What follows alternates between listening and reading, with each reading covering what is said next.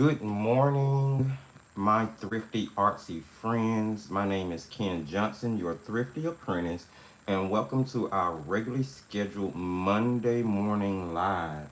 So, today we are going to be playing around with watercolor pencils again, but I really need to kind of walk you guys through and just kind of talk for a minute about exactly what will be going on in this video.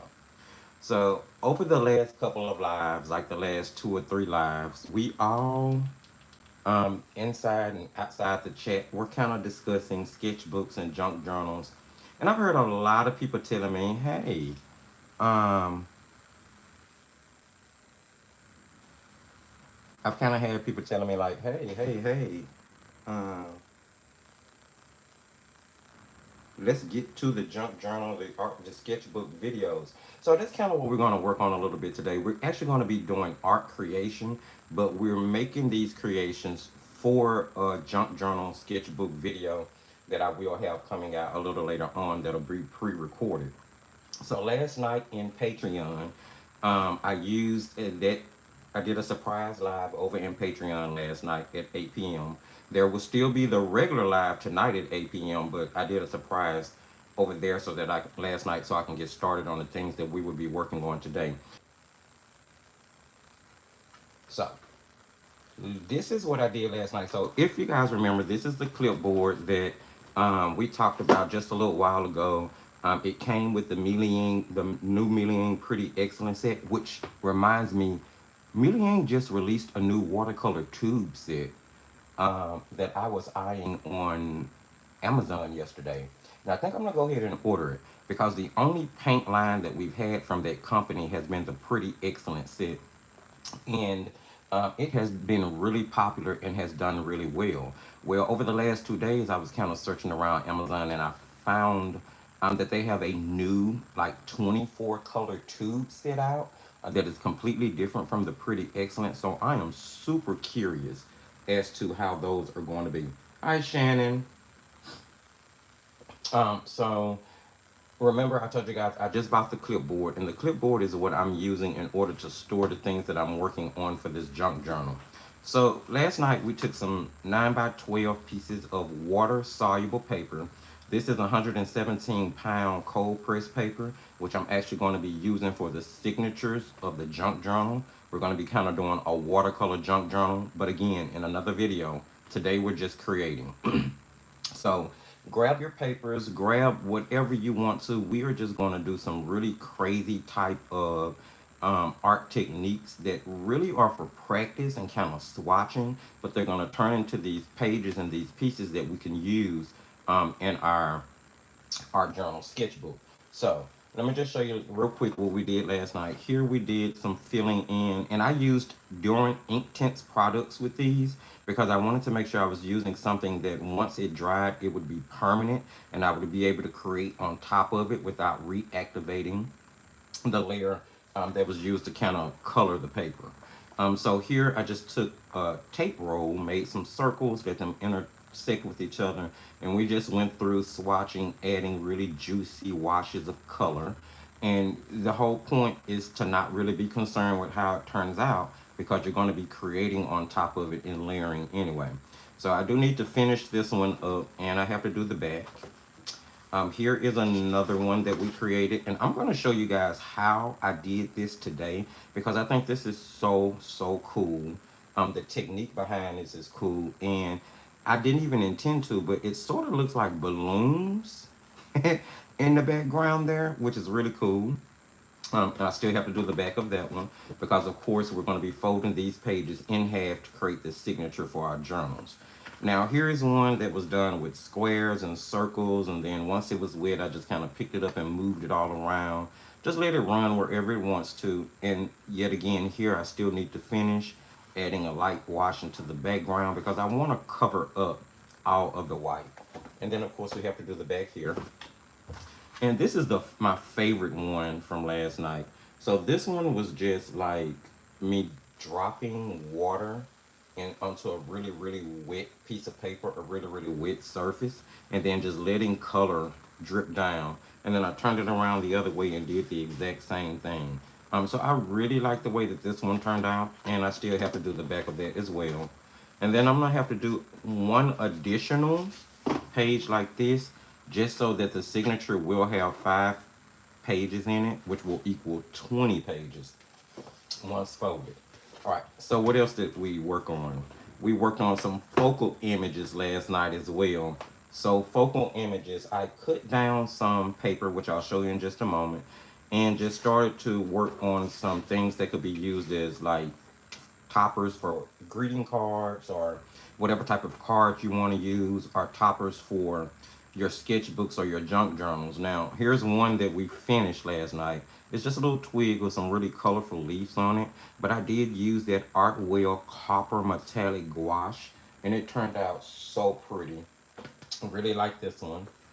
Um, Here is a mushroom that I started to work on. I still need to put in the blue for the background and add the rest of the details to the mushrooms. But I just kind of wanted you guys to see the type of things that we may be doing today. But we're going to be tackling it with watercolor pencils as I go through some watercolor pencil techniques. Now here I do have a couple of other pieces that I've cut already to do focal images. So I'll pull those on out and I'll show you the paper I'm using. So I'm testing out this new Art Beak cold pressed watercolor block. It's 100% cotton paper. Now, I'm sure it's white labeled because Art Beak does not create their own products that I know of. Let me say it like that. So I'm not sure who makes this paper just yet. I just started testing it last night. And the mushroom and the leaves that you saw was the first thing I painted on. But eventually, as I keep telling you guys, there's going to be like a massive paper video where I'm going to be going through all types of papers. And I'm probably going to break it up. One of the videos will be about water soluble papers. One of them will be, one will be about watercolor papers. One will be about mixed media papers. One will be about uh, alcohol marker pads. So instead of trying to throw them all into one. So those videos are coming up. I do have them in the works.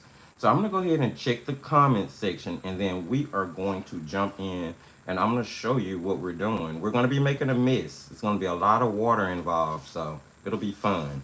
I'll pull this one out first, so we'll work on that one. So let's go ahead and jump in. So what I want to do is we're going to actually create a background with watercolor pencils.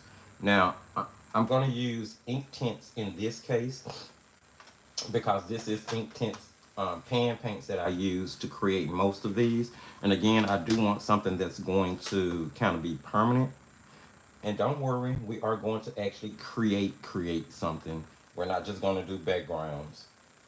Now, I'm thinking that when I do my junk journal, when I do my sketchbook junk journal, I call them art books. I'm going to kind of keep it vintage with a lot of different colors in it.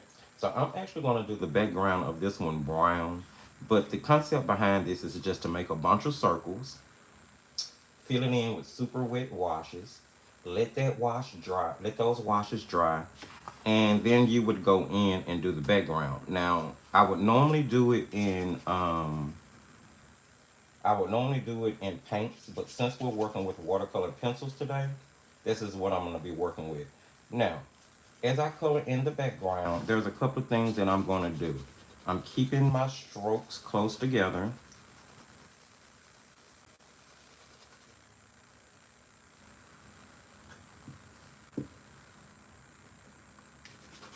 Um, I heard my name called in the background. I got quiet. Um, So I am just using the side of my pencil because the side of the lid would allow me to cover more area at once. And I'm making small circular motions as I color in order to fill in more tooth of the paper at one time. Now this is a technique that you use in color pencil illustration a lot, where you make small circles to keep the pigment close together and fill in more tooth of the paper at one time. And if you're used to ink tints pencils, they are super bright and vibrant. So it may not look like I'm putting down a lot of pigment, but it will. Now these are a little different from regular watercolor pencils in the sense that they are ink-based product versus a pigment-based product. And unlike most other watercolor pencils, once they are activated and dry, they become more permanent.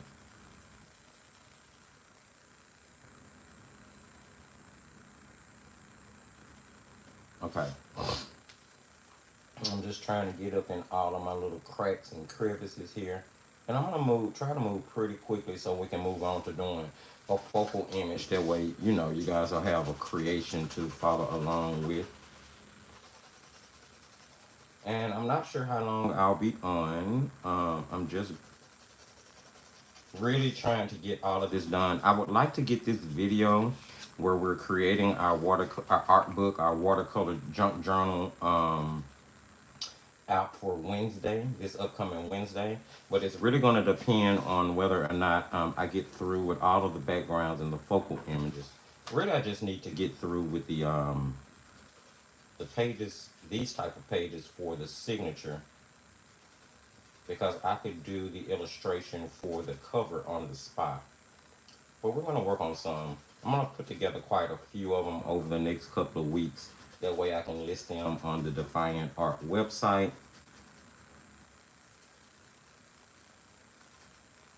Okay, that kind of covers all of that. I'm just going to get that colored in. All right, so now you'll get a chance to see just how bright and vibrant an ink tint pencil can be. And then we'll also be using the Staedtler regular watercolor pencils. And then you'll be able to see the difference.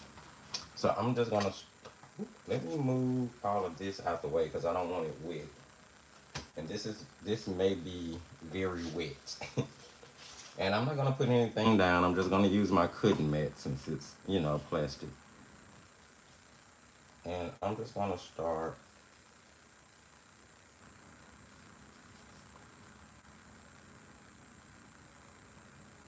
Just gonna go through and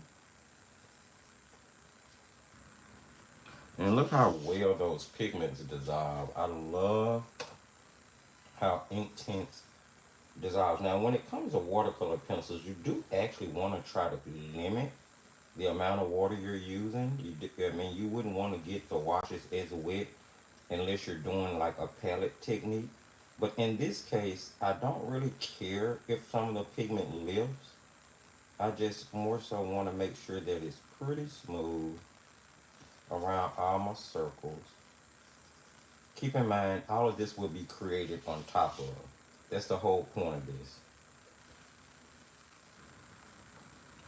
So by the time it's in a journal and being used, it'll have many layers on top of it.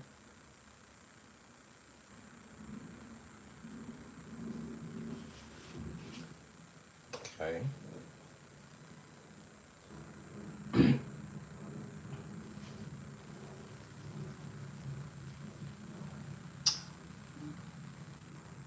I didn't want to miss these brushes.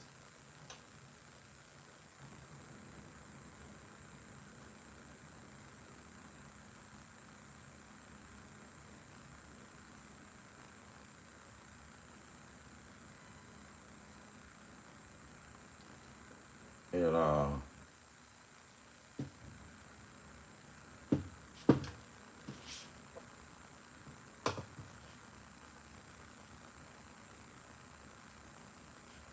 Okay, let's see. I'm trying not to get my hand in the wet section here. And after this one, I'll move on to doing a focal image just so it'll be a little bit more exciting for you guys. And then,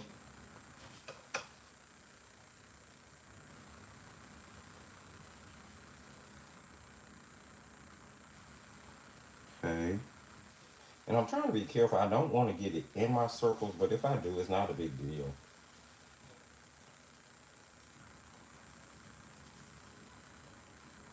So this is let's see. Nicole, if you're in the live, jump over to Palm Street right quick. Make sure you got it up so you can get in the giveaway. If anybody on my live at the moment, it follows Christy over on Palm Street, go ahead and open up the app so that you can have enough time to enter the giveaways, because you know it's a 15-minute time window for them.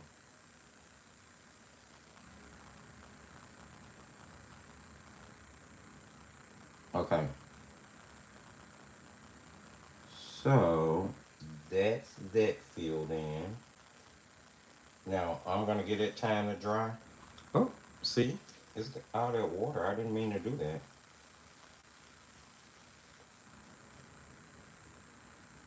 So this is gonna be the general idea. This will be one of the pages that goes inside the journal. Um, that'll be created on top of. And this is kind of the idea of what I'm going to do to the front and the back of all of the pages.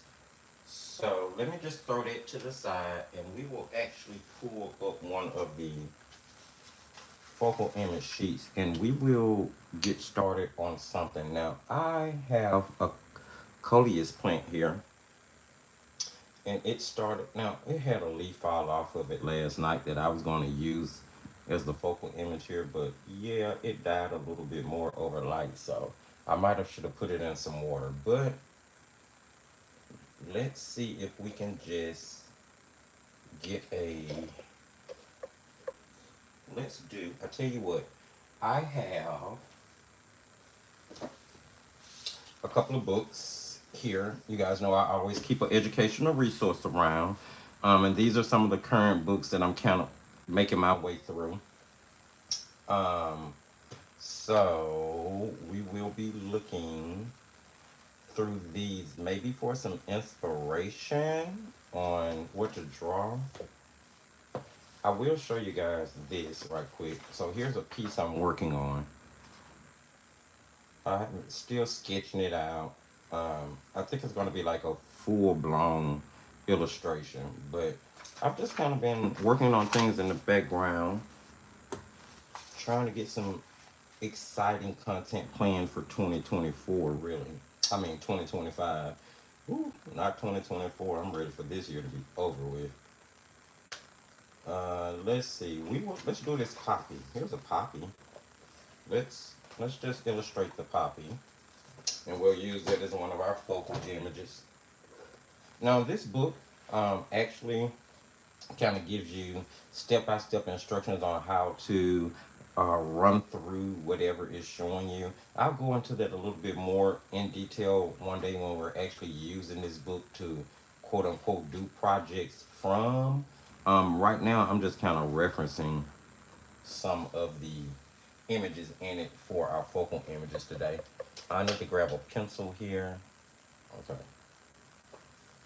And I am going to sketch out, let's see, sketch out this poppy. Um, let's see.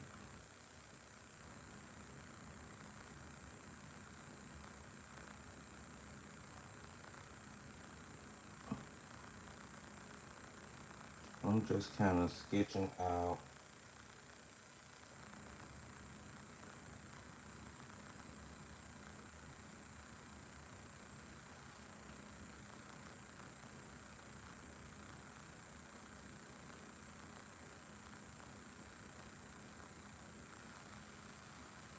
Well, nope, that's not how that's supposed to look. Let's try that again.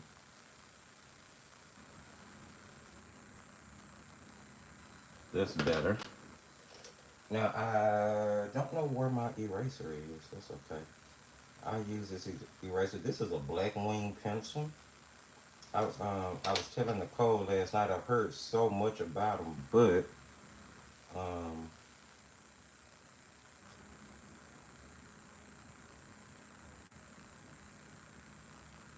that is so not how I wanted that to look. That entire petal is a mess. So I'm gonna take it off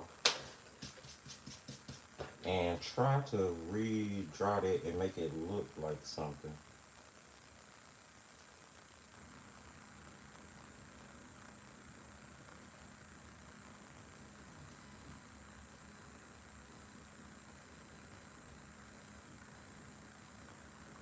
Well, that's how it's gonna look today.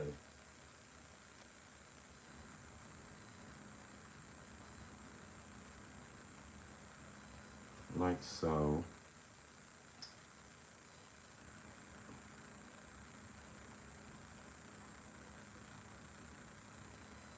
Okay, that's gonna work.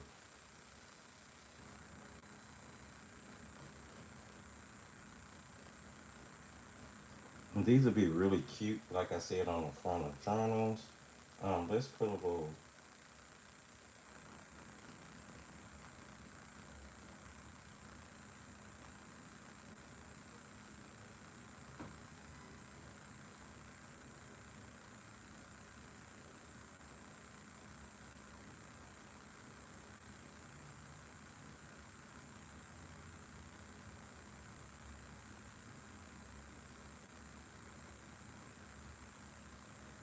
All right, that'll be our little poppy. I'm gonna tear my watercolor paper up with this eraser. For this to be such a, you know, expensive pencil, I don't know if I care too much for.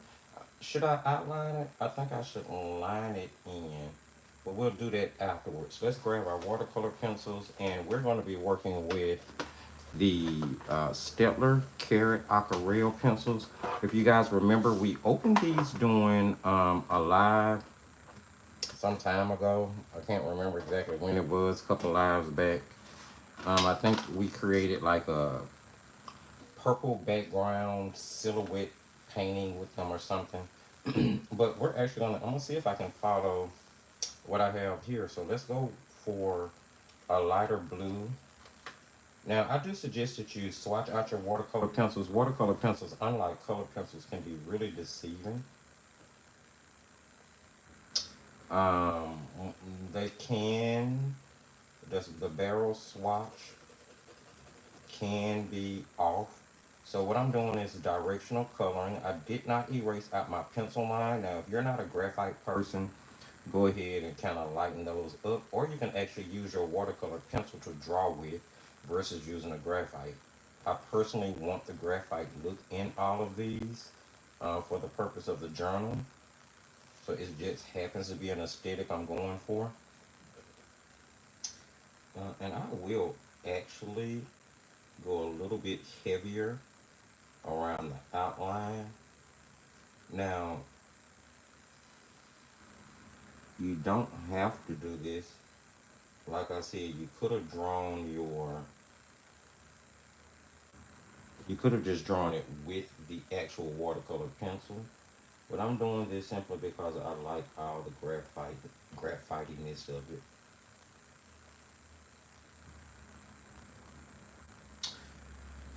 And then let's go with the lighter green to color in the stem.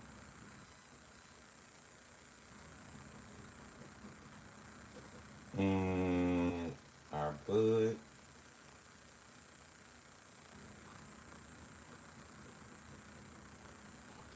Let's go with a darker green here for, well, you could actually use blue. Keep in mind, blue is a wonderful color for adding shadow when it comes to watercolor pencils. So if you happen to be using a certain limited number of pencils, keep in mind that like watercolors, they can be mixed together to make different colors. And also keep in mind that like watercolors, you can use different shades in order to deepen the saturation. So here, I'm going to be probably going to be using some blue. I'm going to switch over to a darker blue, more of a maybe ultramarine looking shade, maybe cobalt. I haven't swatched these out the way I need to, but I'm going to. Let's see. Let's add some blue down here. And then I'm going to take that under the area where I would want to add shadow. So on the bottom of the stem, just a little bit in the actual bud there, and down the base of the stem. I'm gonna go back in with my green just to make sure there's enough pigment there, because unlike ink tints pencils, these do not have the same pigment payoff, being a watercolor based pencil versus an ink based pencil. I'm gonna take that same darker blue and just add a little shading in areas where I would want some dark at.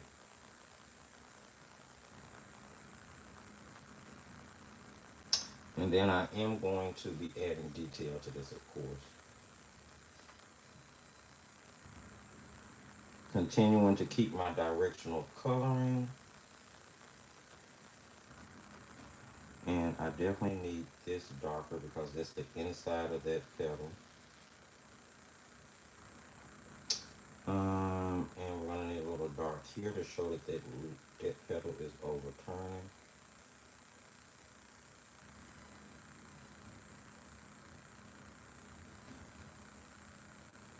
All right, let's see if we can add in some color here. Now, we may have to do 2 or 3 layers. I may end up using another technique where I grab the palette. Excuse me. But let's go ahead and see if we can get some of this dissolved. I'm going to start with the lightest color first.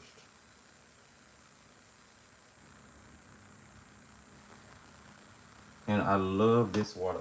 What I can tell you is that although I've only used them once or twice, and of course there's a review coming for them, but like this brand, um, Stellar makes pretty decent products in my opinion. They're not as popular in the United States as I think they should be, because I think the quality of their products rival, if not better, definitely than like Crayola. And actually, a lot of the regular brands we have here, like say Royal and Lane Nickel. Um, only thing about Stellar is the only paints I've ever seen I didn't find in this market.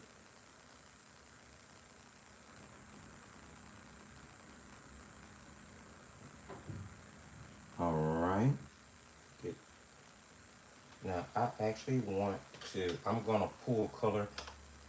Another technique, I'm pulling color directly from my pencil with a wet brush versus making a palette. And I'm just gonna, you see how saturated that is when you do it that way? It's a great way to turn your watercolor pencil into a little quick mini palette without having a palette itself. I grab a little bit more of this darker blue and I'm just gonna, it helps with the blend. Look at that. And I mean, that's a blend from a watercolor pencil, so let's do the other side here. And you do want to kind of control the amount of water you use with these. With the ink tints, it really didn't matter. But with regular watercolor pencils, using too much water is actually a bad thing because it can lift the pigment off the paper. What you want to do is use enough water that'll just allow you to activate the pigment and blend it into doing what you need it to do.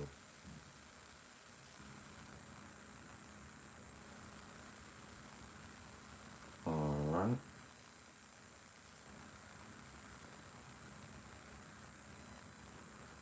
And I need to do a little bit of shading on that front petal because I didn't add any of the darker blue there, so I'm going to do it now. I'm just going to use my brush again. I'm painting directly from the lid. Now, when you use this technique, do give your pencil time to dry before you try to use that particular pencil to color with again. Now, instead of rinsing my brush and using water, just regular water to blend that in at the top, I'm going to move pretty quickly and I'm going to grab that lighter blue color. And that's what I'm going to use to blend and soften that, and it'll add more pigment.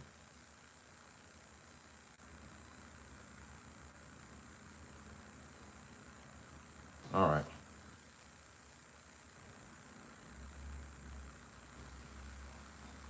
Okay. Just blend that shadow there a little bit more. All right, let's go ahead and work on the stem area. And I'm using a quarter dagger all the way up on the tip. The tip of those brushes is just like using a round. They come to really super great points. Now, of course, I do recommend paint crush brushes, but there are other dagger brushes on the market that do really beautiful jobs. I'm starting with the stem and I'm doing the lighter green area first, and then I'm blending in the darker area and moving it around where I need it to be.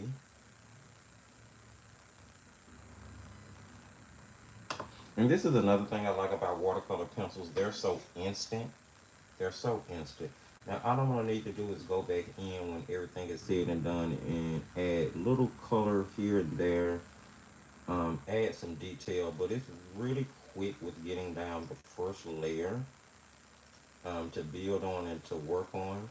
I always suggest like watercolor pencils are a great thing to use as like an underpainting for your regular watercolor compositions, because it'll help make quick work, especially when you have like very limited time to get things done.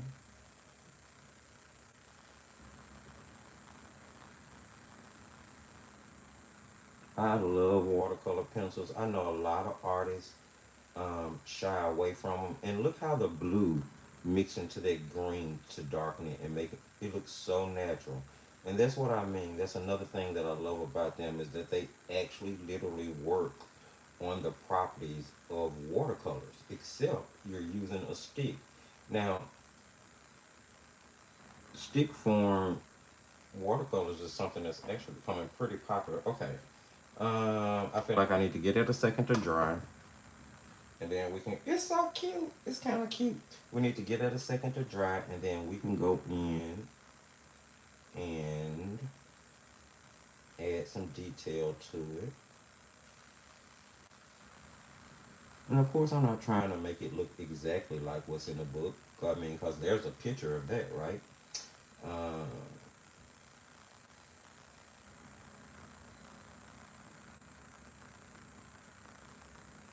so,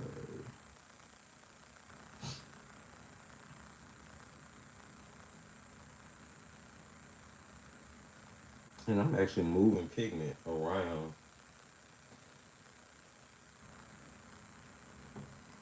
Okay. All right. I need to let that dry, and then we'll go in and work on some more. What do you guys think so far? See, really cute, really easy, really quick. Now, Shannon, I hope you have a good doctor's visit. All right, I'm gonna set this to the side, and because we need to get it a second to dry, we're gonna continue to work on focal images. I won't just kill you guys with backgrounds. Let's work on. Let me finish up the one I was working on last night, the little mushroom, and I'm just going for like really cute journal front images. It's a really cool way to kind of make your own ephemera. Um, so what do I want to do here? I think I want to put in a background, a sky. And I want to put some metallic on this one as well, just so it kind of match this one. Um, so I'm going to use this same blue watercolor pencil, I guess I could have used the ink tints. Maybe I'll mix a little ink tints in it. I'm using the same technique that I used to color that background. I'm using the side of the pencil lid and I'm making circles as I color. I'm going to come all the way down here. I'm not really worried about anything that I already have on the paper because as I told you, that was done with ink tints. So it's not going to do any moving.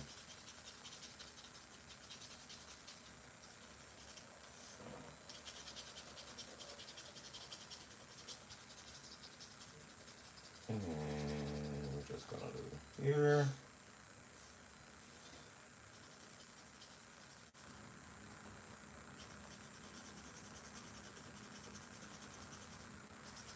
Alrighty.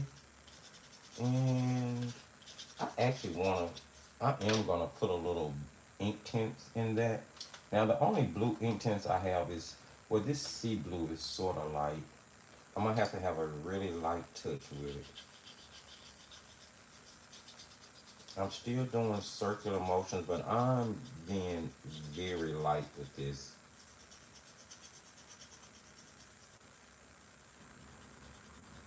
The idea is to mix it in with the regular watercolor pencil. And then I do want a darker sort of, I'll go a little heavier with the intense pencil.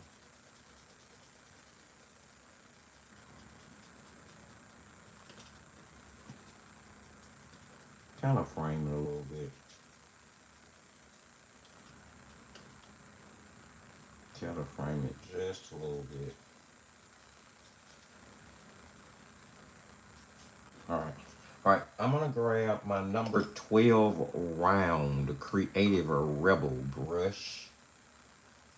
That's so sad. I use these brushes so much I know what each one of them is actually called. Um, and I'm gonna start at the bottom here actually. Blend upward. Look how smooth that gets. Look how well those pencils blend out, even though the paper is kind of textured. Now, I told you earlier, this is 117-pound paper. This is actually Canson graduate paper. So this is a very, very affordable student paper.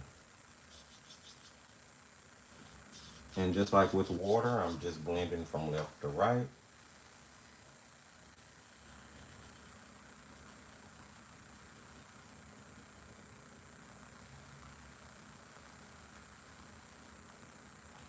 And try to get in there as alongside my, and again, I'm not really worried.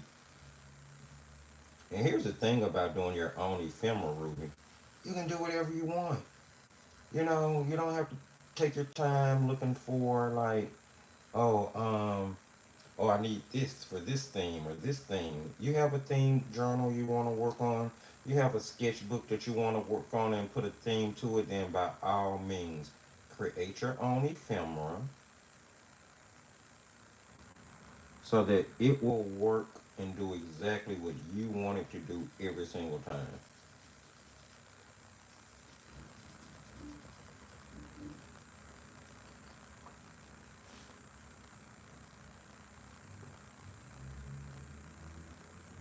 All right.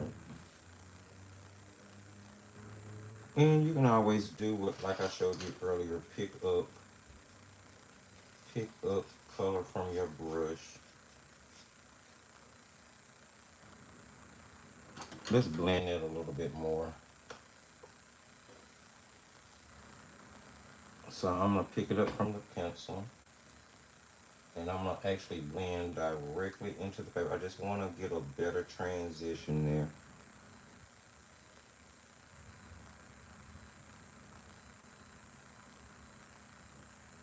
Better transition of color.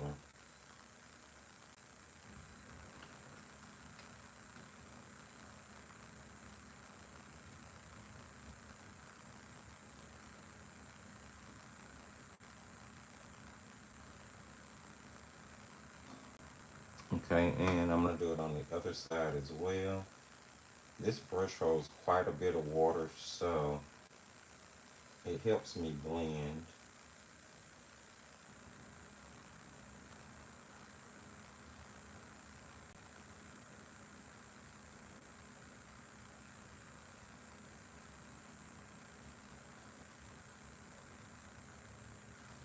It's not bad. Once it dries, it'll be okay.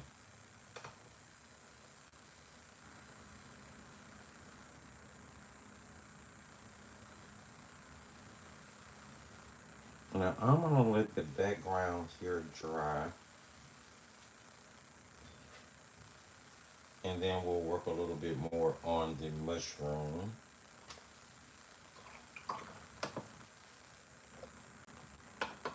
Okay, let's see.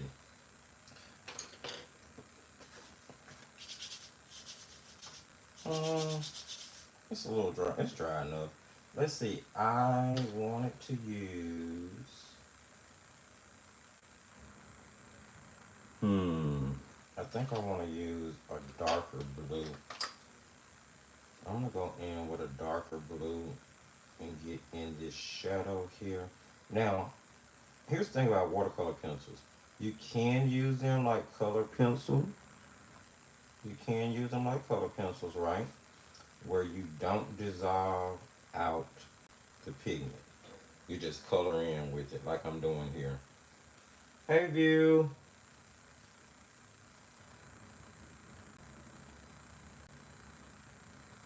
So I'm just kind of enhancing those shadows where you would see the separation. And like I said, you don't have to blend this back out. Now I'm probably gonna hit it with a little water, to be honest, simply because I know I'm gonna be putting a varnish. I'm gonna be putting a varnish on it, right? Before I put it on my sketchbook, just to make sure nothing acts weird when the book is being opened and closed.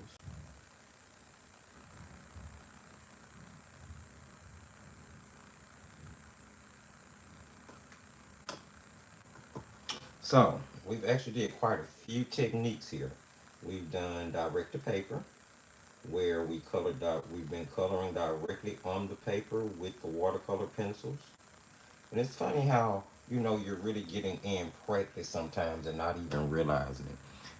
We've done the technique where we use direct from pencil to paper, where we took direct from using a pencil like a palette, where we used a wet brush to pull the pigment from the tip of the pencil and paint with that like we were using a half pan. Now, the only thing I will continue to warn about that technique, though, is that once you do that, you want to give the lid of the pencil time to dry again before you decide to go in and start trying to use it, because that might turn out to be a little problematic for you. I'm just gonna be real, thrifty gonna be real. That might turn out to be a little problematic if you do not give that lid time to dry before you try to reuse that pencil. Now, of course, the other technique is I want a darker green, but I'm gonna have to use that. Let me use this blue. Um, is to use a palette, an actual palette, and scrub the pencils up on it. I don't know if I'm gonna blend this out though. Look at how that blue mixes into that green so beautifully, even when it's dry, just to add the depth in that you need. See that? And that's actually blue I'm using, not green. So keep in mind, same exact kind of rules of watercolor in so many different ways. So many different ways. Did I have another green that I was using? It was this one. And see, I guess the lid is dry enough.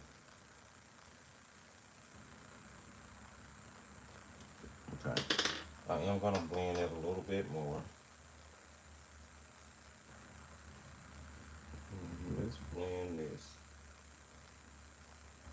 we'll blend it all because again, I don't want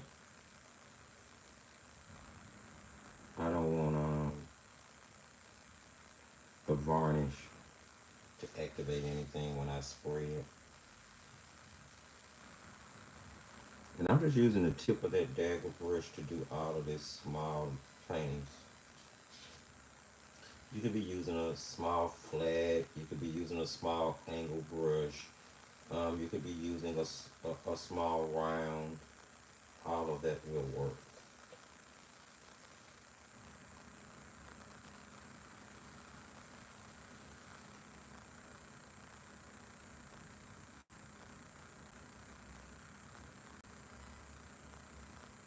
Okay. I like that. I think that's cute. Let's put some detail in the actual petal. We're going to take it from the book. Let's see. Now, how do I want to do this?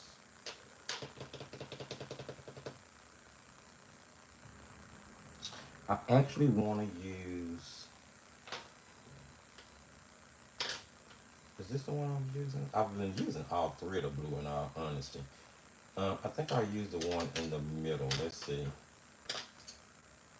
Yeah, I think I'll use the mid-tone blue. Um, I'll show you two ways to do this. The first way you can do it is you can wet the petal. This is another technique. You will wet the area that you're going to be using the pencil on. And we'll just do this far right one over here. I'm just going to slightly wet the paper. You want to make sure you've given your first layer time to dry and that you dissolved all of your other pigments because you don't want anything running on you or reactivating on you. So I'm just going to wet that one petal and then go directly in with my pencil and put in the veining that I see. So there's one that kind of goes here. Um, then there are a couple that run off the top that way. And there's one over here. Now, what is happening is that, as you can see, because that paper is wet, the saturation of the pencil when I put it down is super dark. And what this is going to do is create lines that basically cannot be um, put a few extra ones in there because I'm extra like that. And I'll just let you see the technique. So there we got the veining into that petal. We wet the paper first, then we went directly in with the pencil. Now these will not be able to be blended out. Once that dries, when you use that technique, it puts the pencil into the tooth of the paper so saturated and so strong that it makes it very hard to blend that back out. So you want to make sure that you use that technique sparingly and that you're pretty on the money with what you want to do. You know what I'm saying? No, be very sure of your strokes because there's not any like going back, especially if you're using something like an intense pencil where once it dries, there's really like no chances of like reactivating it. So let's do the other side. Um, and I'm just going to use some water to wet that petal. And these actually do pretty good as well because as you can see that on the layer, now that I'm putting water on top of that, it's not really moving a lot here at all, really. So I really do like that. Okay, I'm thinking Stettler, like I said, Stettler is makes really good products in my opinion. Okay, so here we have, and I am remembering to follow the direction of the petal. That is still very, very important for me. It's still very, very important that you follow the direction of the petal.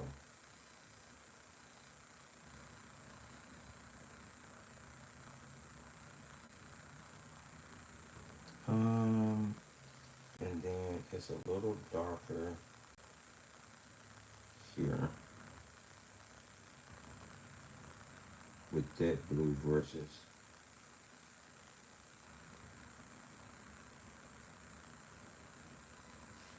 And I'm actually going to just like that. Okay.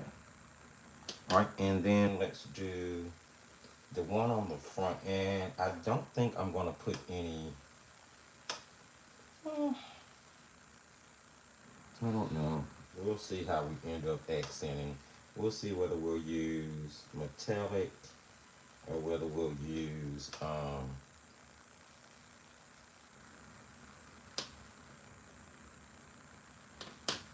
I'm not putting like too many layers or too much into this. I just want it to be recognizable on the cover of the journal or the card or whatever I may be sending. Now this actually had a turned over petal that I'm just noticing.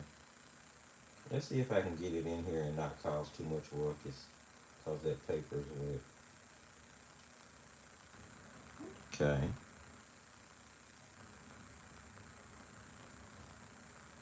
That works.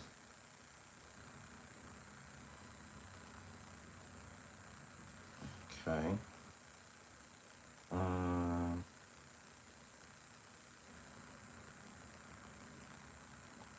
hmm, we are just going to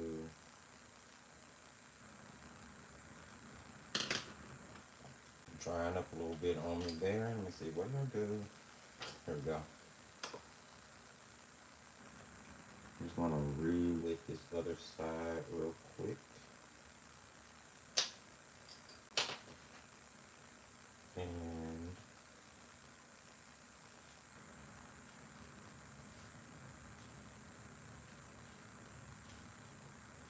all right, that's what I wanted to do there. I'm going to take the darker blue and go back under this little area here so you can definitely see the petal is turned there.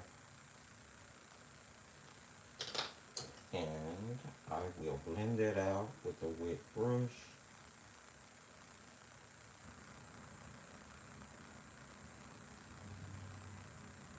All right, I think that is pretty cute.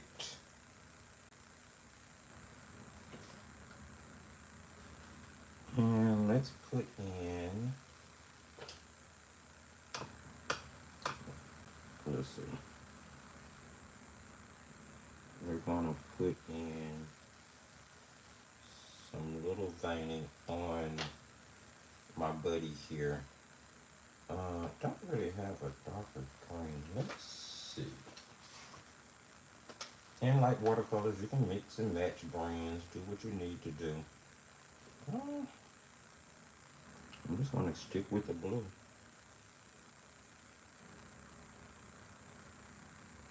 I'm just gonna stick with the blue.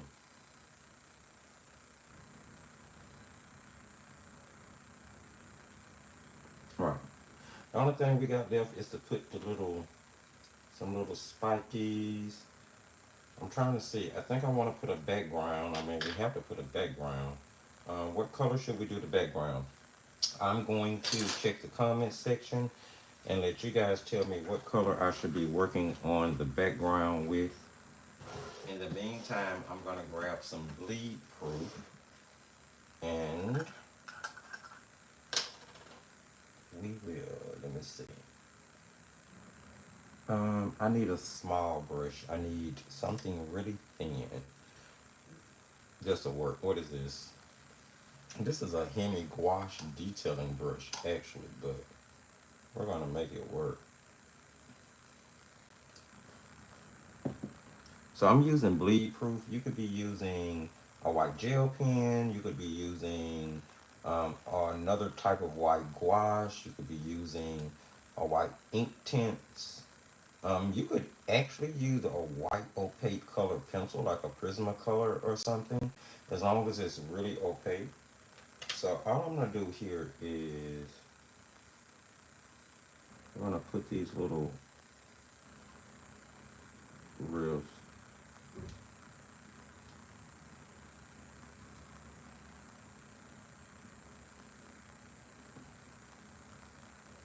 don't have. I'm trying to be very random here.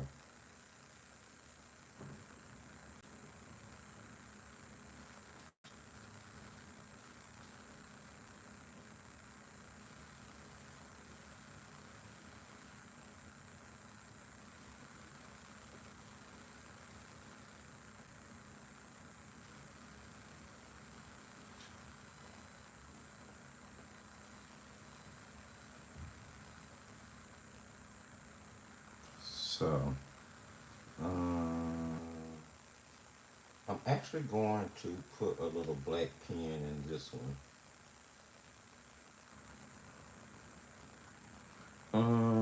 Okay, I think that's cool. I think that's enough. I don't want to do too much. And when I go in with the black pen, that'll make all of that good to go. I'm probably going to put a few. So, I'm going to set that to the side. Those two are all, well, this one is done. This one is almost done.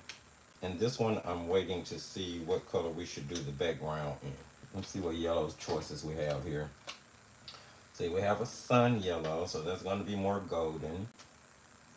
And the Staedtler pencils don't have any names on them.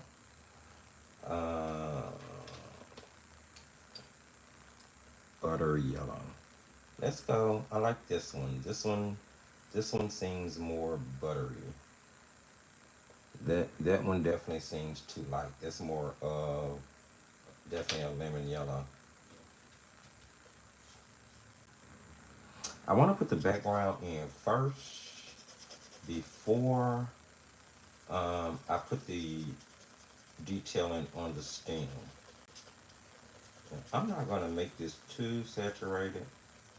I don't know how these will work out with the Staedtler versus the Inktense, but I just feel like that Inktense pencil is a little too gold.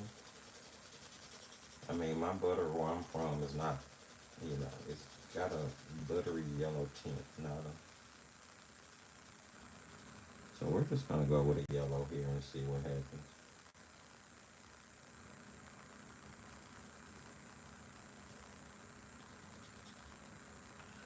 I don't know, I kinda wanna put some, I wonder what it'll be like if I put some metallic gouache on this.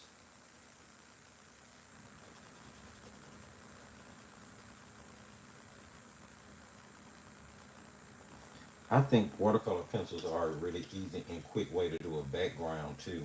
When you're trying, if you ever notice that if you paint your focal image or you paint your images first when you're doing like watercolor or gouache, and then you go in and you paint your background second, sometimes it can kind of give you like a cut and paste look, like you cut your focal image out and pasted it onto the background.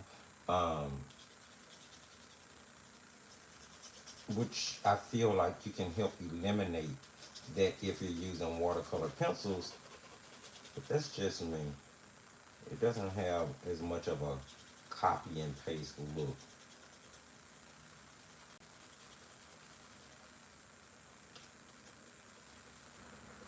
Okay, I'm gonna grab this peachy color. It's like a flesh tone, peachy something. And I'm gonna blend that into this yellow. Hopefully that's gonna help me get a little bit more of a buttery feel to the yellow versus like a sun feel.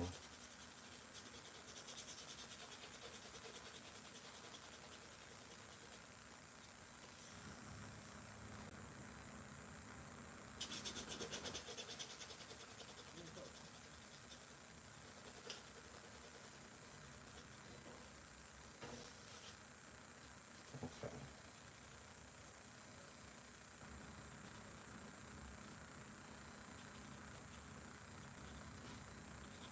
And give me a second. Let me grab some metallics. I feel like we need some shine. We need things to shine. Okay, let's go ahead and liquefy our background. I'm going to get that number 12 round Creative Rebel again. This time I'm going to wipe it off on the side of my water bucket so it doesn't hold as much water. Start at the top and blend it on down.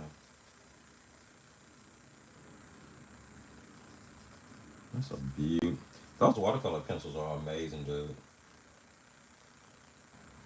Absolutely.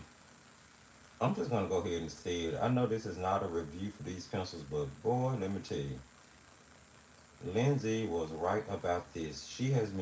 I have been listening to her say for years that if you can find the Carrot Aquarelle pencils, they are really good. She is 100% right. They are amazing. And here's the thing, like seriously, they make a watercolor crayon. Stella Carrot Aquarelle watercolor crayons, which is from the same line as these watercolor pencils. So like, I'm getting them. I have to try those crayons. I need to see if they are anywhere near the quality of these pencils, because if those crayons are near the quality of these pencils, then I may have something to suggest other than Karen Dodge or Sergeant Art, because Sergeant Art crayons are actually pretty cool. Well, among you, they're not as good as the Karen Dodge, but they are good.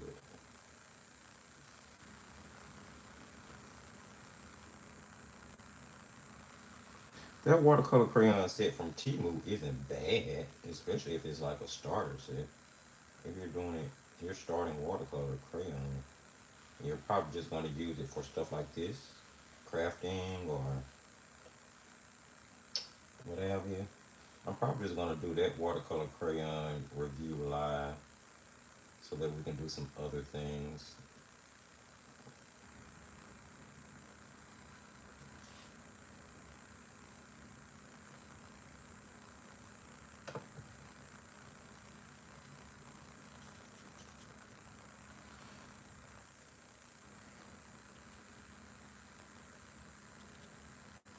Um,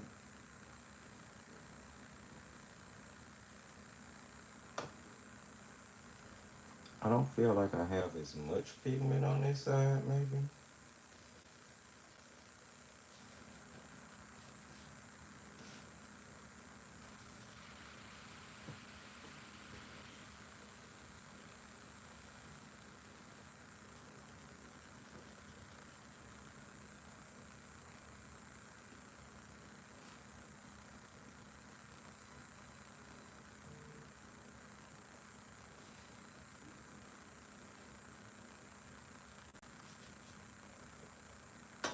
Um, uh-oh. What was this one?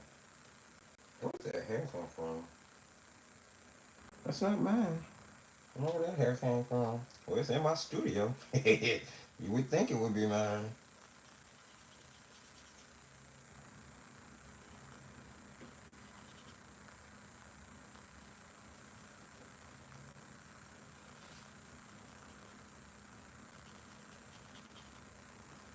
Okay, I like that.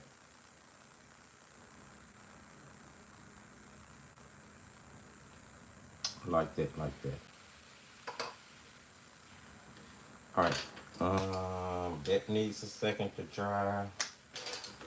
We can move back over here. I want to grab.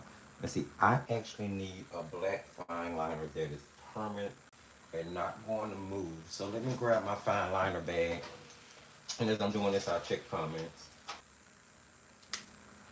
I'm not a huge Durant line maker fan. I don't necessarily care for this particular brand of fine liners, but it is what it is.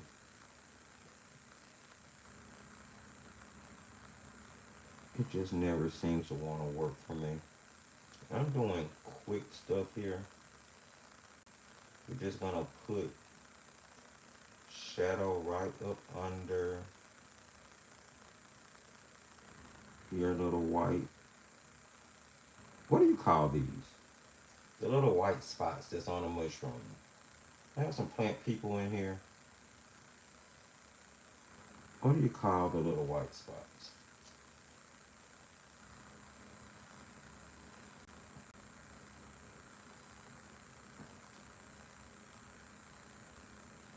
Now I would normally do this with paint. I just felt like this would be quicker.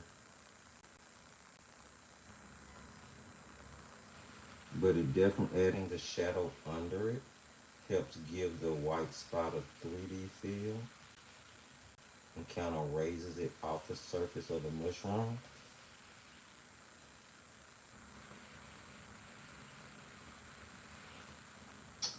All right, let's see. Neocolor 2, they are creamy, vibrant, and fun to use. Also can get open stock. Yes, Neocolor 2 are actually my favorite watercolor crayon. Um, I've just tried other ones that I like and I'm able to suggest. Neo Color 2 is going to always be at the top of the list. Now, as I've said in a few videos, I heard that Rembrandt Lyra, makes a watercolor crayon that is, of course, with it being from Rembrandt Lyra, professional quality to rival Caran d'Ache. And I've heard some people who've used them say that they are really, really, really good and super comparable to the Caran d'Ache crayons. Neocolor twos. So I definitely want to get the Rembrandt Lyra watercolor crayons to give those a try. But I also want to try the Stettler Carrot Aquarelle crayons because, as I said, these pencils, I'm willing to say, based on what I know about watercolor pencils, I'm willing to say these pencils are professional quality. I really am. They're pretty. They put me a lot in the mind of my Caran d'Ache super color soft super soft um, pencils. Now I do have the Caran d'Ache Museum Aquarelle pencils here that I need to get to, and I also have the Faber-Castell Average watercolor pencils that I need to get to. So all of those are coming. It's just that these last couple of months we've been running all of these sort of challenge type things. There was World Watercolor Month, and then we had Inktober. Now we have Thrifty Pastel Month, and actually next month is going to be pretty cool too because we will be opening the Advent calendar that we made last year and put away. We will be pulling it out after a year. I'm gonna put a few these down here like this.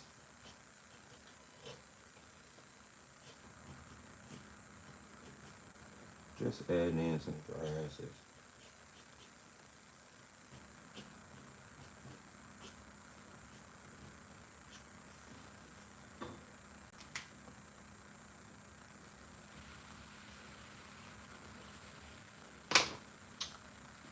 That's a cutie.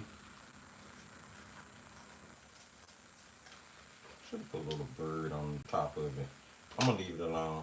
Now what I want to do is ink it around it. Now you can do this several different ways. You can use a fine liner, like I have a wide brush fine liner. I'll show you what I mean.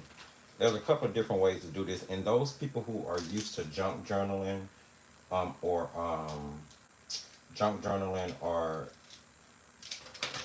art journaling, not sketchbook, but art journaling. If you're used to it, you may know this technique already. If I can find the right brush. Okay, so here we do. I have a large brush fine liner here, right? And I'll let you see what it looks like.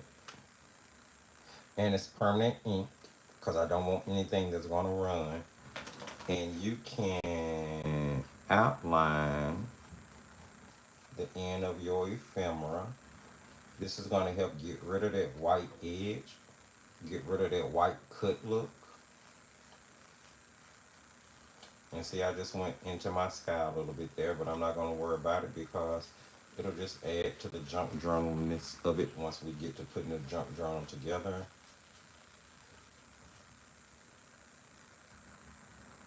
You can also do this with an ink pad, like an ink block.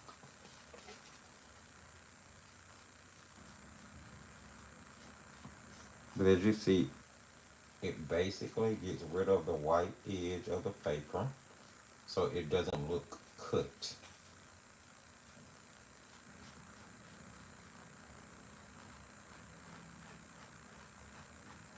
like that.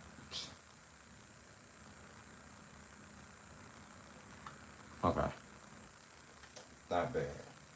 We'll call that one done. Wait, I think I want to put a little, let's put a little,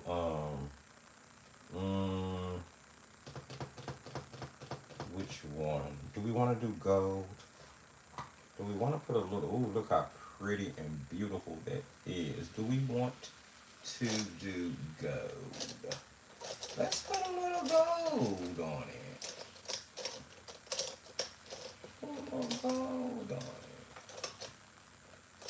As soon as I can find a brush. I need a, here we go. Oh, here's the liner brush. I was looking for this last night and could not find it to save my skin. Could not find it.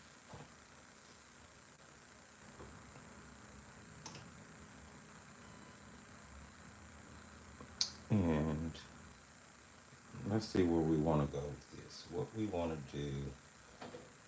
Um, where would you put this gold at? Guess in the grass. Let's put some gold grasses in. I need to get that to flow better, so I'm gonna add some water to it.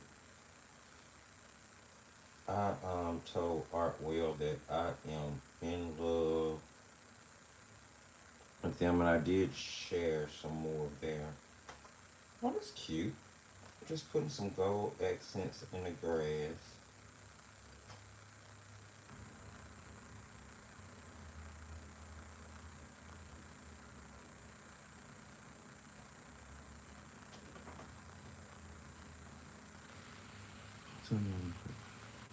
Alright.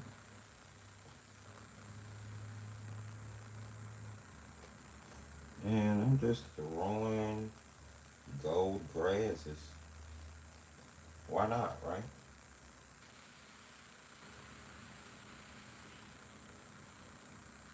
I'm just finding reasons to put gold on now because I like gold.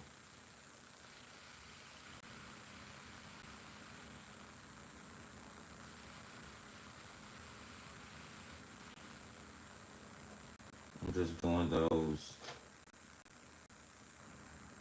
little lines under the mushroom.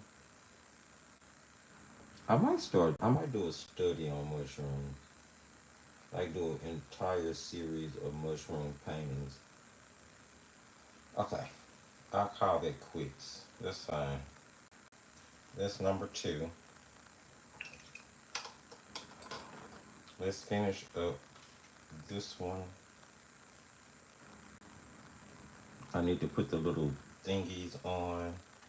And I want to be putting all of these under something heavy so they'll flatten out completely for when I get ready to put them on journals. You know, that's a yellow ochre color. Could have mixed that into that yellow. That might would have knocked it back some. Everything you think of in hindsight, you live and you learn, right? Okay.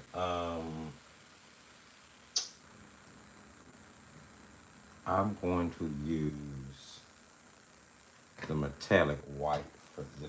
Should I use the white or the blue? I'm gonna use.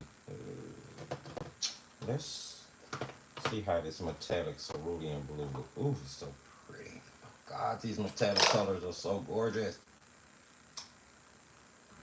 Oh, they're so gorgeous.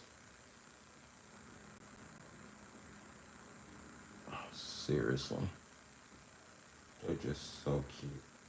I'm trying to say.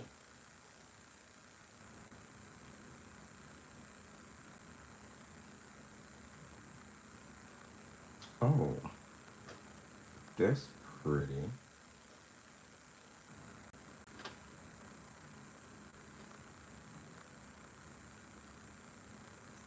That's actually gorgeous.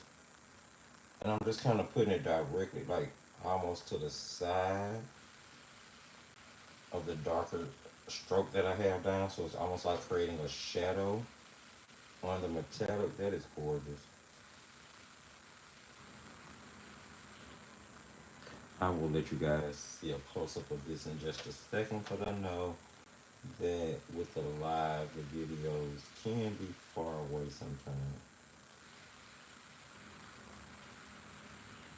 Oh, this is amazing.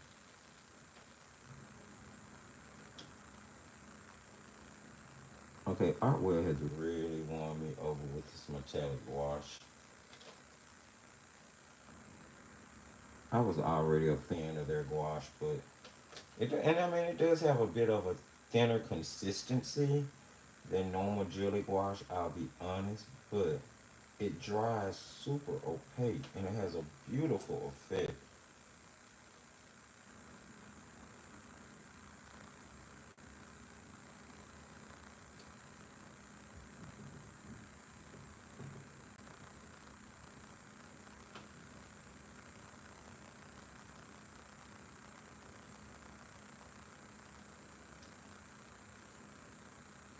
I'm gonna see if I can thin it down and actually almost use it as a layer.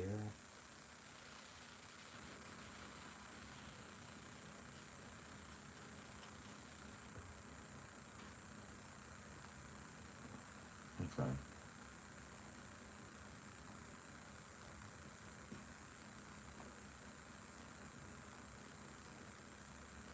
All right. Now I just want to put some little, just put accents of the metallic on there. I want to put the little,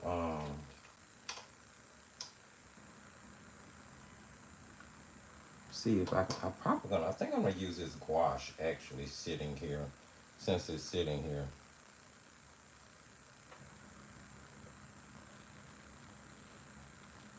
Since it's sitting here. Um, I don't want to miss these brushes.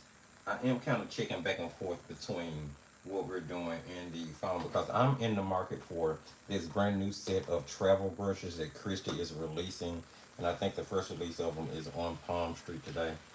Um, I want to put on the little, what do you call them? Things that, the little hairs that come off of the,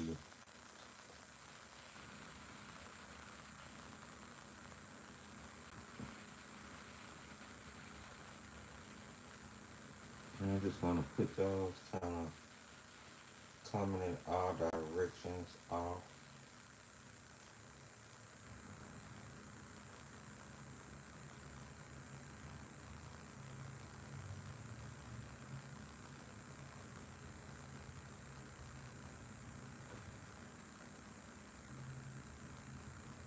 Okay.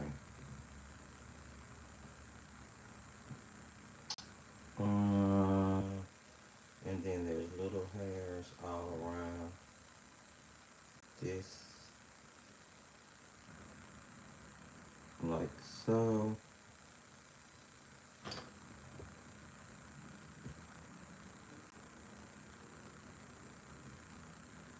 And kind of go on top of and pull, because you know you would have your little hairs coming from all different directions. They wouldn't just be coming like from the side. They would, like some would start on and come off. Then make sure you have them going all around your little bud there. And I'm holding it up so you can see what that metallic in there. I'm not sure if it's shining, but I think it's really, really cute. I'm thinking about splashing some metallic in the background. Let me see if I can make some room to make this mess. I'm actually going to use the back of one of these. Okay. Use the back of one of these because I still have to decorate the back of these. And then I'm going to get started on another one of the big backgrounds, and then we're probably going to wrap it on up. Um, did a little different creations today. Let me see. I'm gonna grab. I don't even know what all these colors mixed together are make. Well, let's see.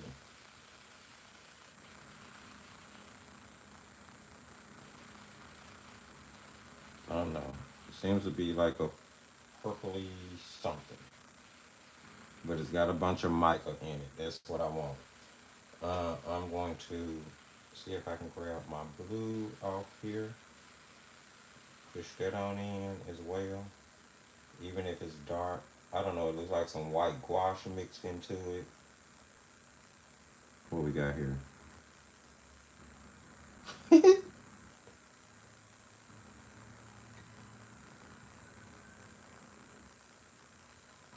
and I'm just gonna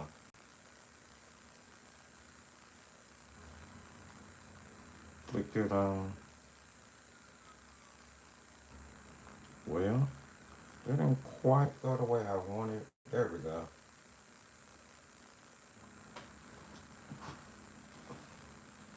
And I don't want it on my actual flower.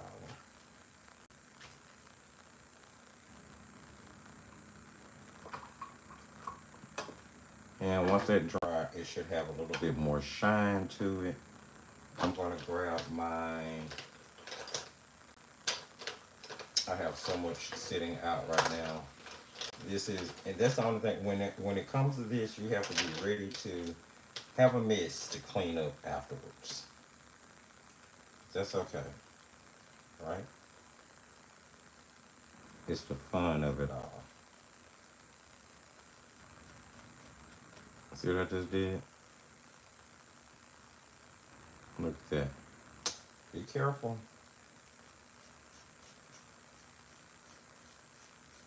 And I gotta figure out how to make that work.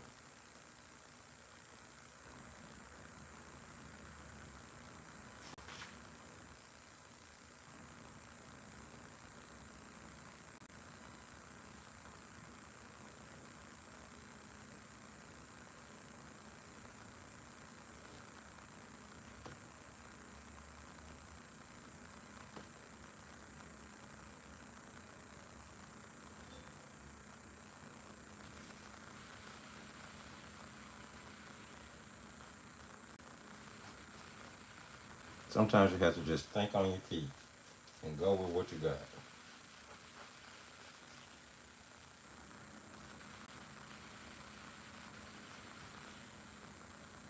Did it again there. Might should have just grabbed the ink pad.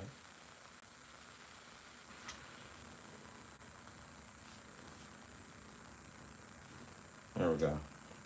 Got to try to make stuff look purposeful. All right. There's that one that we did today using watercolor pencils. Even if you didn't do the background and the splatters and the little black inking, hopefully you got a pretty good look at doing a side view poppy. I think it turned out pretty well. It's pretty detailed, and it would be really quick to do it just like your watercolor pencils, right? Put that one up there. All right, I'm gonna start wrapping this on up. I'm gonna get down to doing the very last thing I wanted to do before I jumped off. Okay, so I am going to start to wind down here by doing the last little project I wanted to work on with you guys. I'm still using watercolor pencils, of course. We're sticking with what our theme today was. I'm just gonna put these back for right now, just to clean up a little bit and get myself in a position where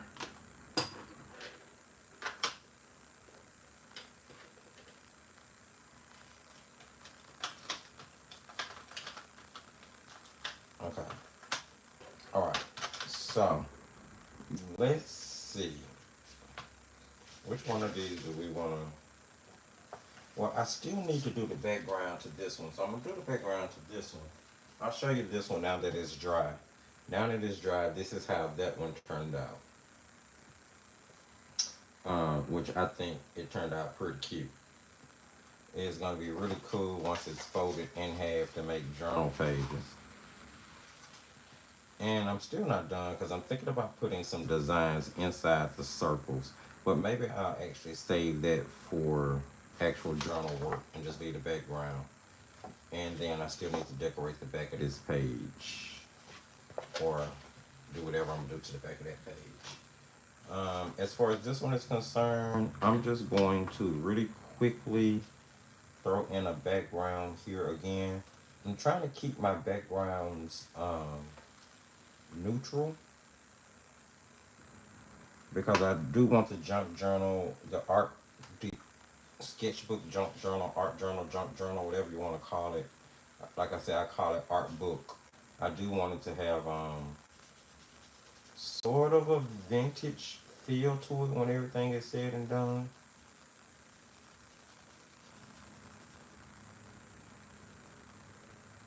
So I'm actually going to use brown in the background. Some of you are going to be like, brown? Like, yeah, brown. You can still create on top of it. But I just want earth tones like for the major part of my backgrounds just to make sure that I'm kind of tying things in together. This is just how my crazy mind works when it comes to creating stuff like this. Like I said, if you're interested in any of the junk journal, art journal, sketchbook, ephemera videos that I've already done, then please check out the DIY playlist under the playlist tab of the YouTube channel.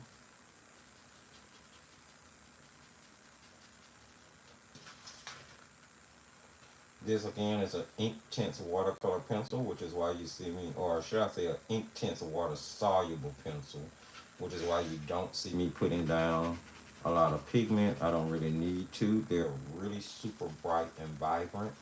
They blend and spread really well. Now this paper is not the most toothiest of paper. It's not nearly as rough as a lot of other papers that may be out there.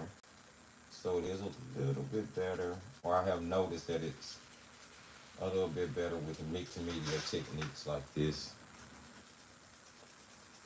And it's super cheap and affordable. You can get an entire pack of Canson 9x12 graduate watercolor paper from Walmart for like $3-4.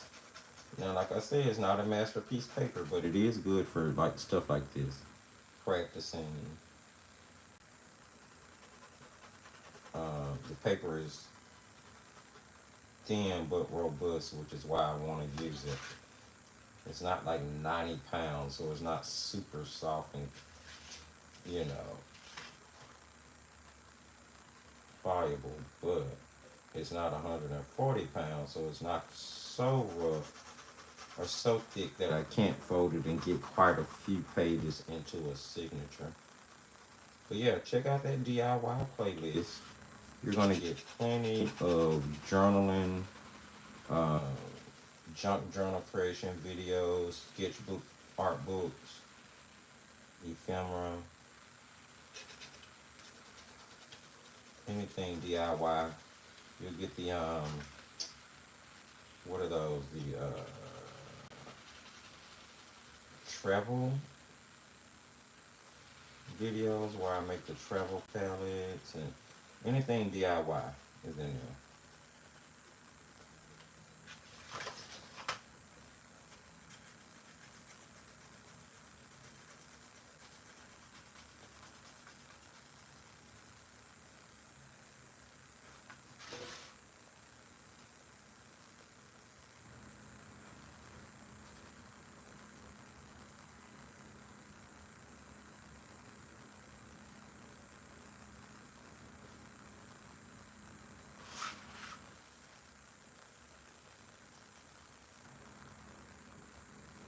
All right, I'm going to blend this out. We'll get to see if I made a tragic mistake using brown.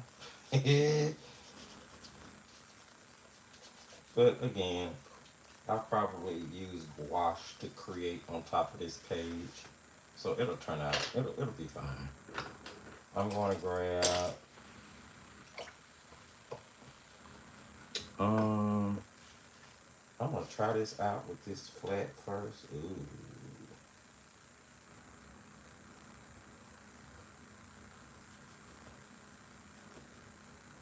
It should blend pretty well. I didn't press too hard.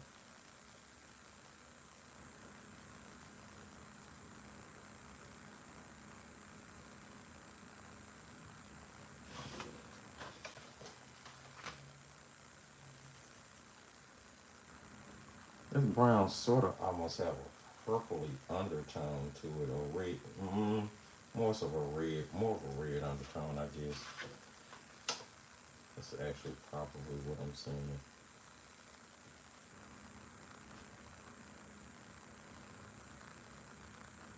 This is actually very relaxing, if the truth be told.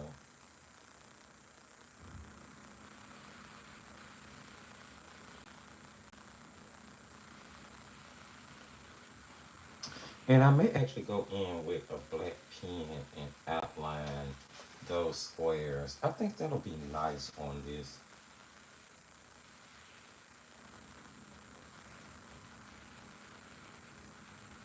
And I just wanted to do this because I'm gonna actually show you guys how to create one of these really quick and really fun. It's gonna be really quick and really fun, I promise.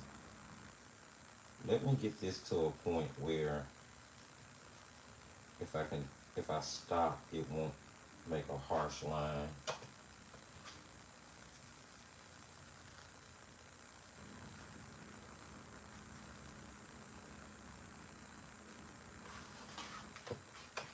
Which probably means I'm gonna be doing it all.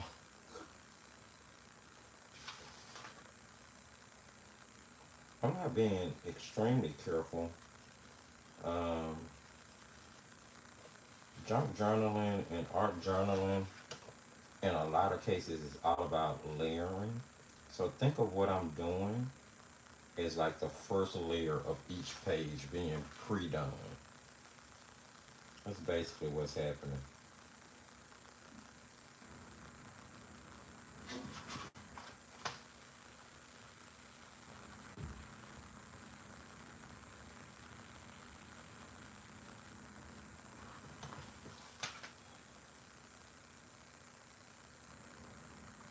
So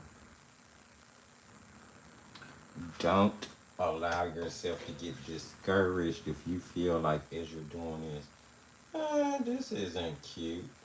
It's okay. It's gonna be layered on top of it. By the time you get through building and doing all this different stuff to it, it's gonna be gorgeous.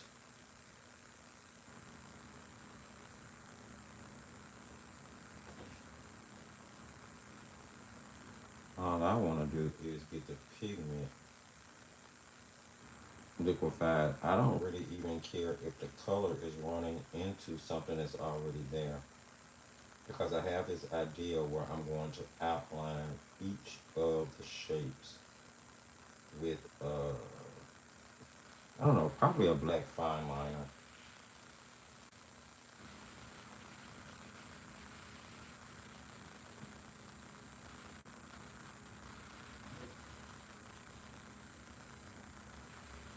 Now, this brush holds a lot of water. This is a um, Menta Rolling Lane Nickel Synthetic Swirl. This the Menta line of brushes is an amazing line. Um, they make our media line, and they make watercolor. These are the watercolor brushes, but they make the Zen our media brushes, and these are the Menta Synthetic Swirl. I suggest these. These are a wonderful brush for beginners that are learning to cross over from golden Teclon, or cross over to a brush that is going to hold more water than, say, a golden Teclon brush will. I think that these are a great affordable way to start. You can find them at a lot of places. Joann's is where I normally get mine at, but I know you can order them on Amazon. I've run across them, but I've never ordered any off Amazon, so I'm not sure what the price is. But I normally pick mine up from Joann's, and they're super affordable. So maybe you can find them on like Joann's.com and just compare them against like Amazon prices, compare them against Michael prices. Although I'll be honest, Michael's is probably going to be the highest place to get them from. Because their prices are normally pretty ridiculous in my opinion. I only buy from Michael's when I have a 40% coupon. Just going to be very honest. Because the prices that they put on things for them to be a big box arts, hobby, or craft store, I think it's pretty ridiculous. Hobby Lobby is so much more affordable.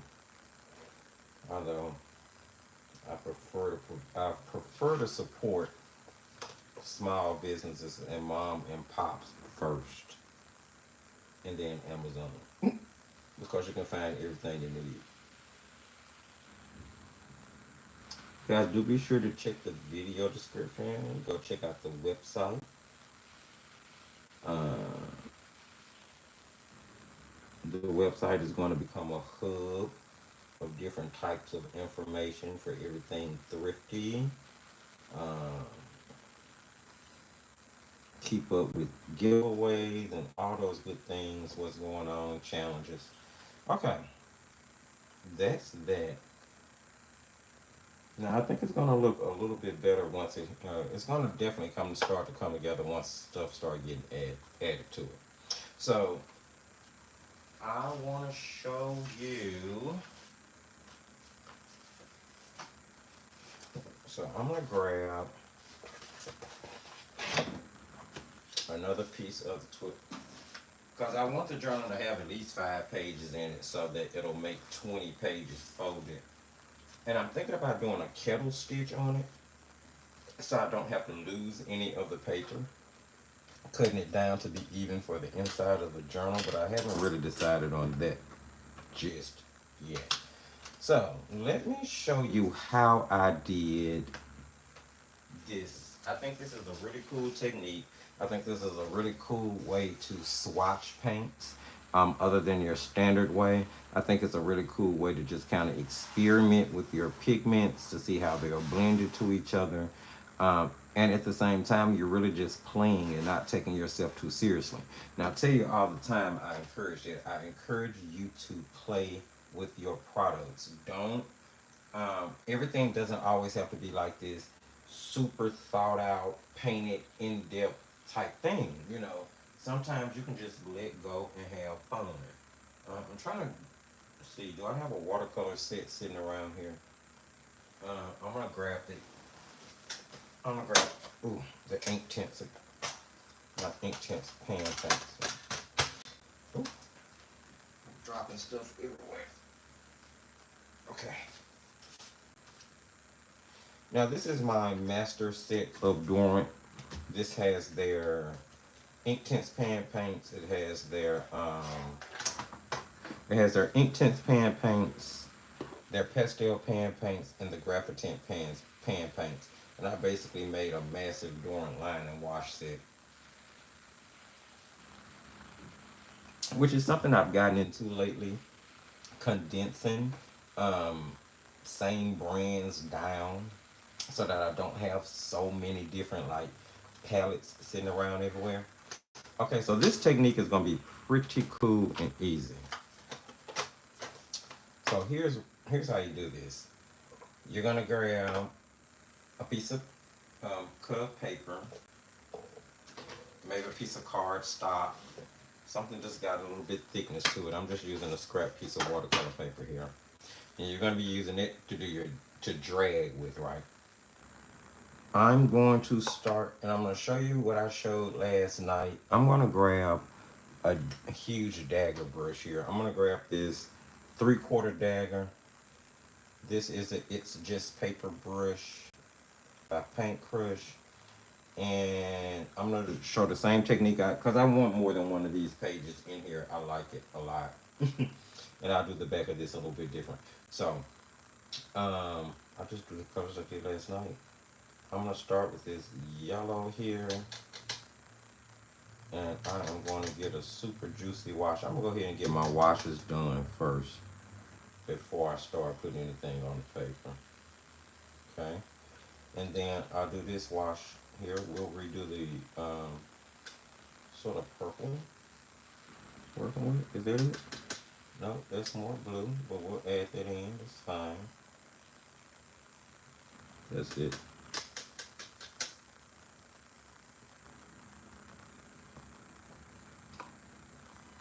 And here, next, this was the purple. I can't remember if I mixed that or if I took it directly from the. Oh, took it directly from the pan. There's this beautiful kind of turquoise color in here. We'll go for that. And this is just a wonderful way to swatch and play around with your paints.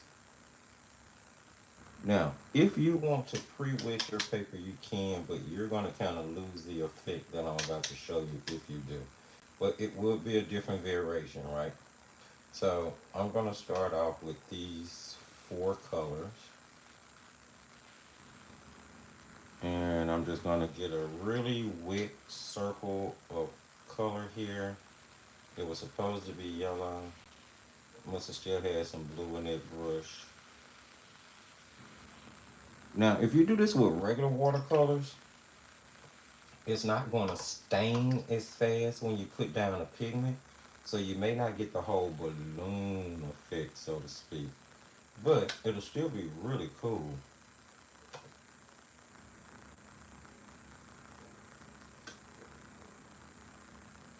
And I just want to let those touch.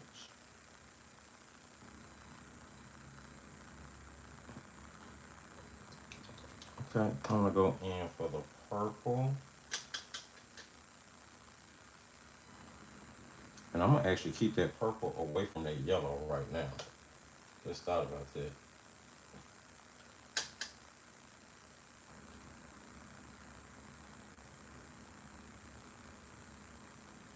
Let those touch.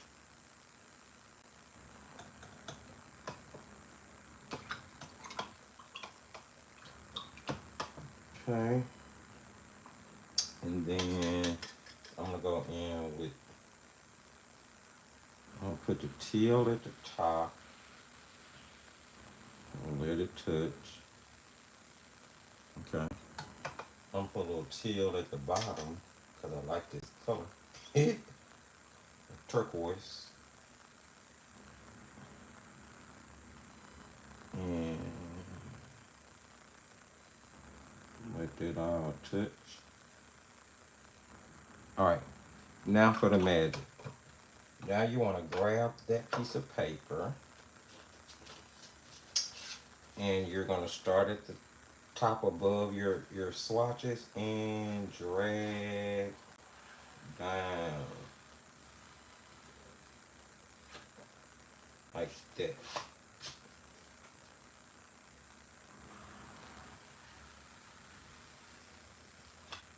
Okay.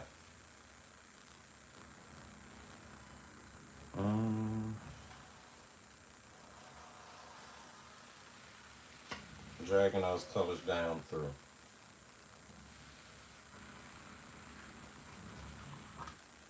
Okay.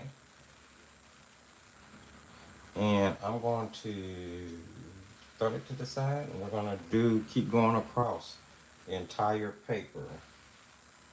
And then we'll just like fill in wherever we need to. I'm switching over to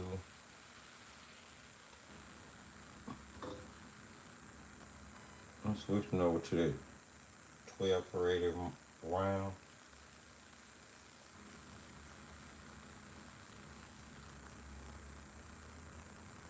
Add water to that.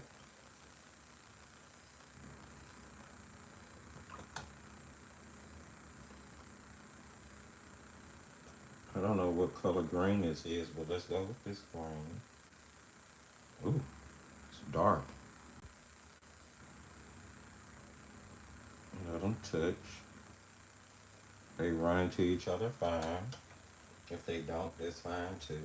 Let's go with this earthy yellow.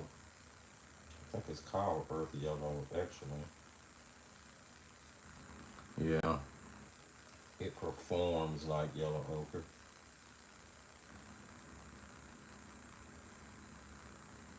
This one is going to be much darker.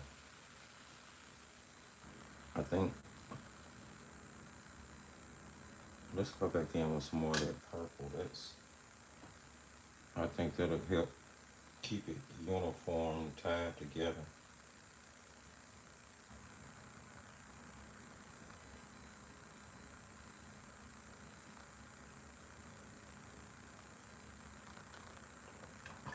Okay. Don't know how that's going to come out, but we're going to drag that one too.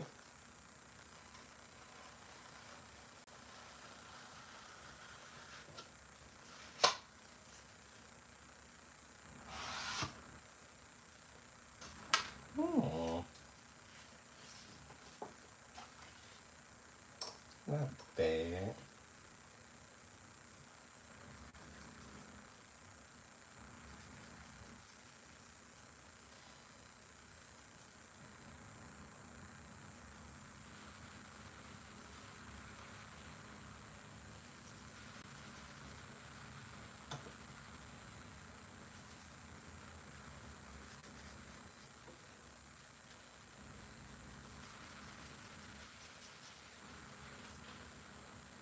Okay. I am playing. I'm just playing now to fill in the rest of the paper. I'm probably gonna put some,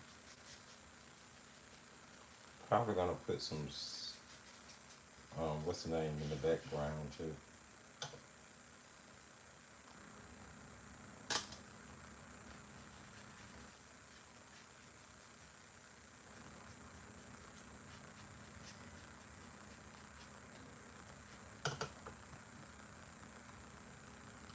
I'm gonna do it on this side now. Yep. Going in, put some more turquoise and add in some water so it will drag.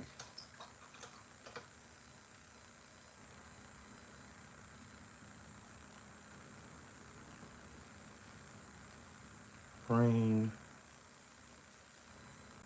so they'll mix.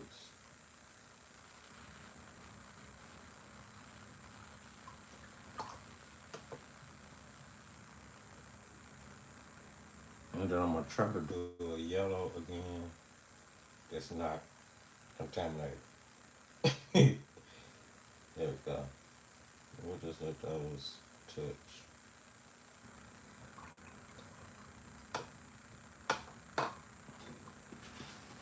Alright, I'm gonna turn it this way and I'm gonna do the drag effect again.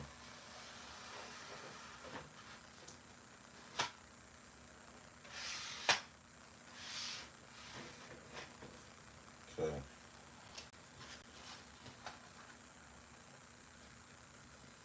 I don't know, I kinda like that purple tying everything together.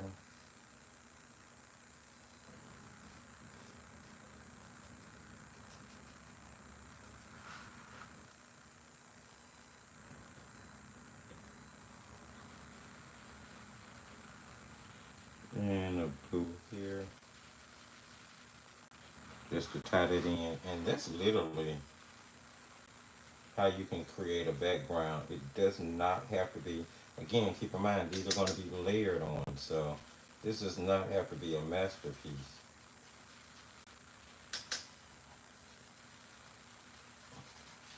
But I really did need to get a fifth one done. I'm close to being done with everything I need to do. I have to get done with it today though in order to be able to put this video together for um let's see. I kinda like that purple on there. Did I pull the purple metallic? I did not. But I did pull the white metallic. Let's see something. Now we're experimenting for real. Let's rinse off the brush. We're going to grab a heaping bit of the metallic and mix it into the purple.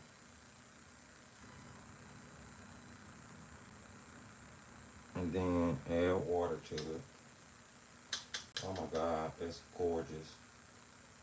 That is gorgeous. And let me add more water to it because I need it.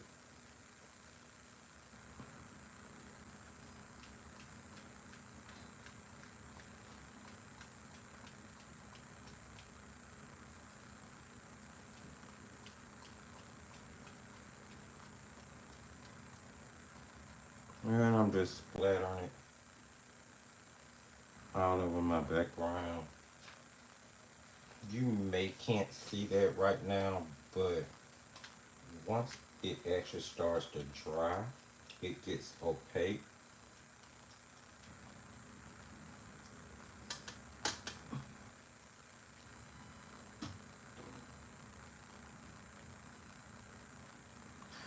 Oh, I got quite a bit of cleaning up to do. I got gouache everywhere. All right. So I'm just hold this up.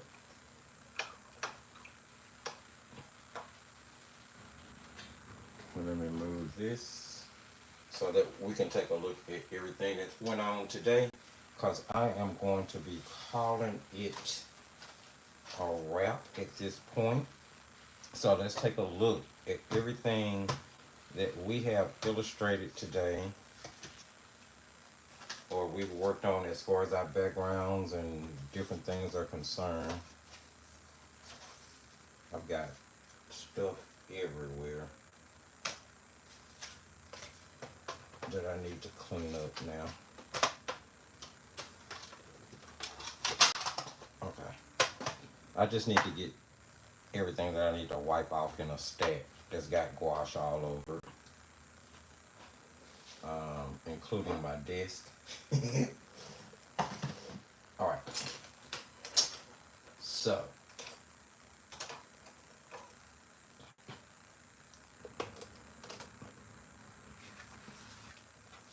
let's just take a look, and if anything gets anything on it, that's fine. I'll hold this up so you can see it. I don't know if you can see the difference that the thrifty slide. Yeah, it's pretty cool. So take a look. You can see the metallic splatters, and they're just going to get more opaque as they dry. So there's that one. And I still have to do the back. That's cool. We created that entire one in that few amount, that little amount of time. Here is another. Okay. Here is another.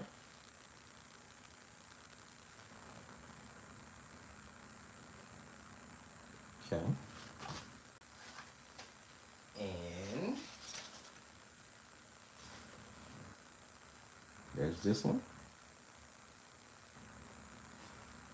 which is very similar to that one.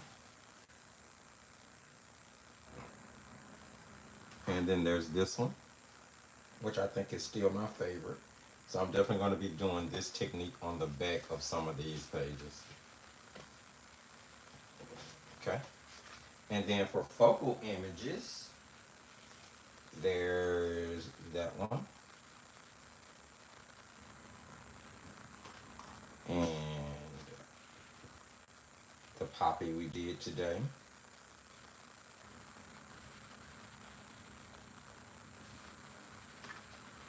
The mushroom.